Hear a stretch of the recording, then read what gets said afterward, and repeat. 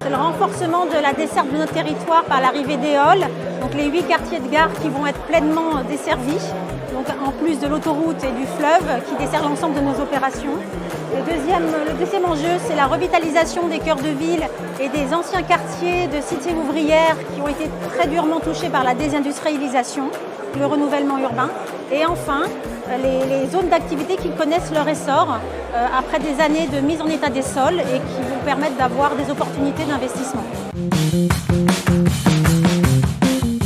La première construction est visible aujourd'hui, portée par Pichet sur la ZAC Carrière Centralité. Donc un ensemble de poteaux-poutres êtres acheminés par voie fluviale en provenance de la Normandie. Donc ça y est, on l'a réussi, même si la période était difficile en 2024. Ça sera suivi par une expérimentation sur Gargenville avec l'opérateur Spirit et Vestac sur un module 3D totalement hors site, acheminé 100% par voie fluviale qui arrivera au pied du site au niveau de Gargenville et qui sera RE 2031 au niveau bas carbone.